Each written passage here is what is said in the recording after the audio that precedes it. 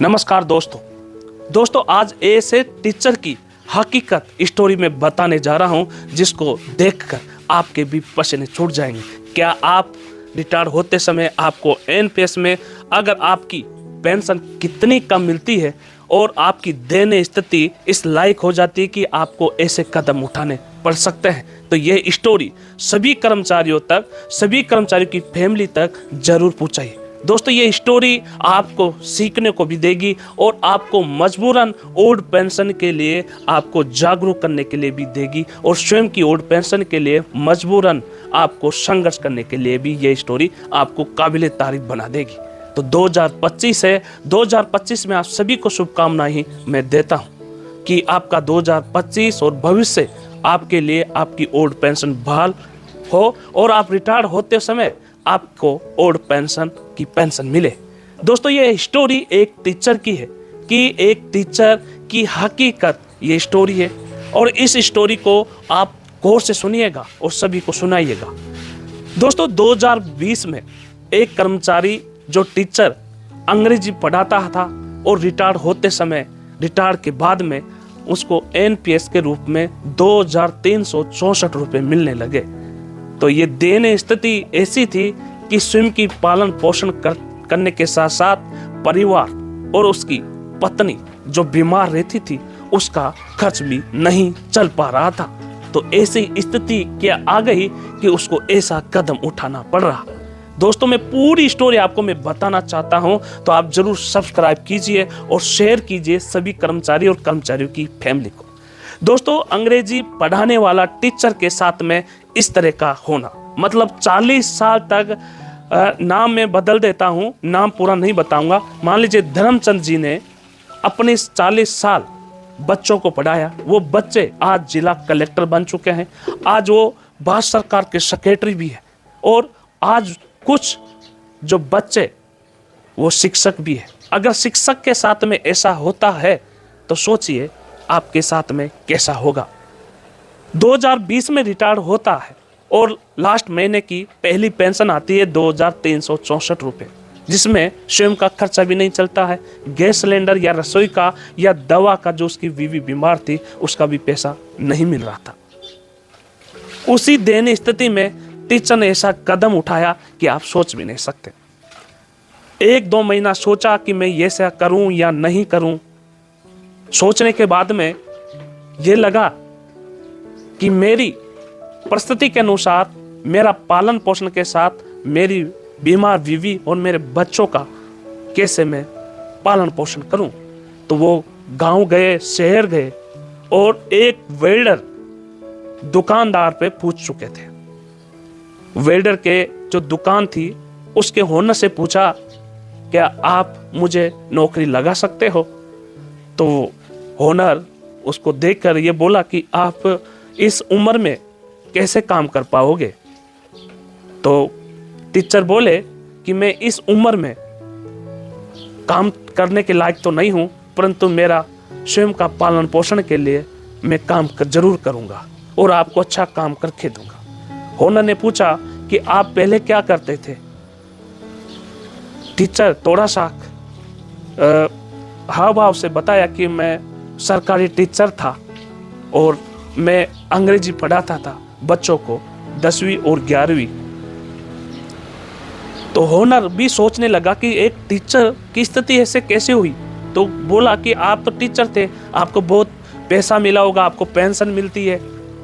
तो टीचर तो गुरु होता है, झूठ तो बोल नहीं सकता। हकीकत बता दिया कि मैं पैसा मिला जिससे मेरे बेटे की शादी कर दी और मेरे को पेंशन केवल 2364 रुपये मुझे मिलते हैं। तो आप मुझे नौकरी लगाने की कृपया करें, ये टीचर ने मांग रखी।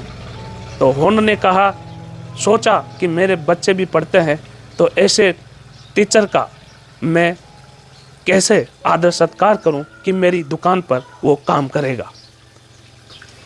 दोस्तों बात धीरे धीरे आगे बढ़ती है और उन्होंने पूछा कि आप कितनी पगार लोगे। कि सर मुझे इतनी सी पगार दे दीजिए जिससे कि मेरी बीमार बीवी का खर्च मैं उठा सकूं और मेरा पालन पोषण मैं कर सकूं। तो ओनर के भी आंसू आ गए थे आंखों में और बोले कि मैं सैल्यूट करता हूं ऐसे शिक्षक को जो अपनी आजीविका चलाने के लिए 65 साल की उम्र में आप मेरे द्वार पर आए हैं। परंतु मैं निराश नहीं करूंगा। गुरुजी, आपको कितनी पगार चाहिए? फिर भी पूछा कि आपको कितनी पगार चाहिए? बोला कि मेरा खर्च चल जाए उतना दे दीजिए, मैं आपसे वादा करता हूं कि मैं अच्छा काम करके आपको दूंगा। वहाँ पर वो वेल्डिंग की दुकान थी, लोहा लक्कड़ का वहाँ पर काम था, बहुत ही कठिन काम था, परंतु फिर भी वो बोले कि मैं कर लूँगा। वो बोले कि जितना अच्छा है आप पगार ले लीजिएगा जिससे आपका खर्च चल सके।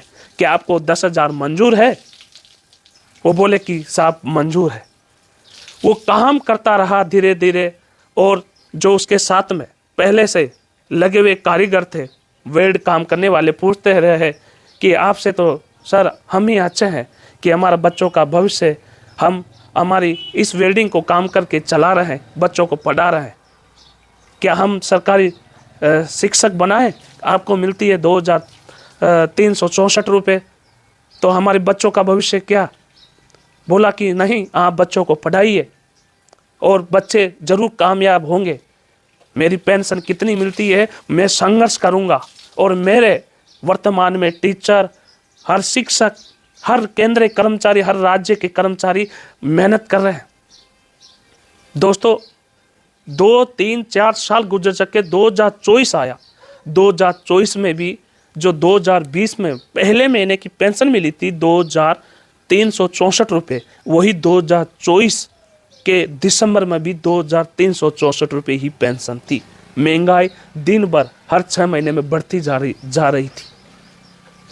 और फिर भी वो ऐसा शिक्षक जो वेल्डिंग का काम करते हुए भी, जहाँ भी NMOPS अध्यक्ष विजय कुमार बंधु जी की जहाँ भी रैली होती थी, चाहे वो दिल्ली हो, लखनऊ हो, चाहे कोई भी राज्य में हो, वो जाता था अपनी पेंशन हक के लिए, ओल्ड पेंशन के लिए अपना काम गुजारा चला रहा था।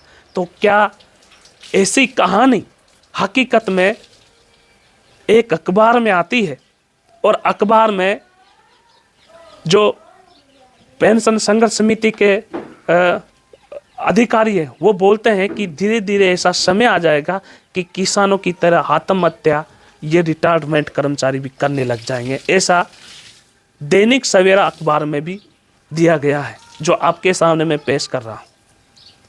तो दोस्तों, क्या ऐसी स्थिति आपकी आने से पहले आप अगर सोच रहे हैं कि जहाँ भी, चाहे वो कोई से भी राज्य में NMOPS हो, चाहे कोई भी संगठन, ओल्ड पेंशन की संघर्ष समिति की मीटिंग होती है या धरना प्रदर्शन होता है, आप वहाँ पर जाकर अपना प्रदर्शन में भाग लीजिएगा।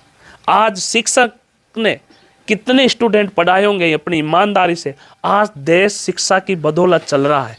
आज उस शिक्षक को ही पेंशन नहीं मिल रही है, ओल्ड पेंशन, परंतु आज जो जज बन गया है वो शिक्षा की बदौलत उसको ओल्ड पेंशन मिल रही है। आज उस शिक्षक की बदौलत कैबिनेट सेक्रेटरी बन चुका है, उसको ओल्ड पेंशन मिल रही है। आज उस शिक्षक की बदौलत विधायक बन चुका है, सांसद बन चुका है, शिक्षा की बदौलत उनको भी ओल्ड पेंशन मिल रही है। तो क्या लाखों कर्मचारी जो 40 साल तक इस देश को आगे बढ़ाता है, इस देश को तरक्की का रास्ता दिखाता है, उसी शिक्षक को अगर पेंशन नहीं मिले, उसी कर्मचारी को अगर ओल्ड पेंशन नहीं मिले, तो उस कर्मचारी के साथ में कैसा बीतेगा आप सोच सकते हो। अगर ये आप अगले महीने रिटायर हो रहे हो NPS के रूप में, तो आप सोचिएगा कि आपके साथ में क्या बीतने जा रही है। आपकी 40 साल की नौकरी के बाद में आपको 2,000-3,000 मिलता है, तो आपको क्या बीतने जा रही है। अभी सरकार ने UPS जारी किया है, जिसमें अगर आप 10 साल और 25 साल के बीच में नौकरी से रिटायर होते तो आपको 10,000 रुपये मिलेगा आने वाले समय के लिए। अगर 25 साल बाद में आप रिटायर होते हो तो आपको पेंशन का 50% मिलेगा। तो क्या ये सही है? बहुत सारे आर्मी में रिटायर हो जाते हैं 20 साल की सर्विस से पहले, तो क्या उनको 10,000 रुपये में घर का खर्च चल पाएगा? आप सोचिए, अगर आपकी उम्र औसतन आगे बढ़ती है और नौकरी लगता है और रिटायर 20 साल पहले हो जाते हैं तो आपकी कितनी पेंशन मिलेगी। तो दोस्तों, मैं यही बताना चाह रहा हूँ कि ये 2025 है 2025 में अगर आप कर्मचारी है, कर्मचारी की फैमिली है, तो संकल्प लीजिए कि हम नियम कानून के अनुसार हम ओल्ड पेंशन के लिए लड़ेंगे और ओल्ड पेंशन मुद्दे को हर संगठन तक पहुंचाएंगे, हर कर्मचारी तक पहुंचाएंगे। ये आप वादा कीजिए स्वयं से और एक दूसरे से। तो दोस्तों, ये हकीकत स्टोरी आपको बताई, और इस स्टोरी से आपको क्या सीख मिलती है ये आप कमेंट बॉक्स में ज़रूर लिख के बताइए, और कर्मचारियों को शेयर कीजिए और सब्सक्राइब जरूर कीजिए। फिर मिलता हूँ अगले वीडियो में। जय हिंद, जय भारत।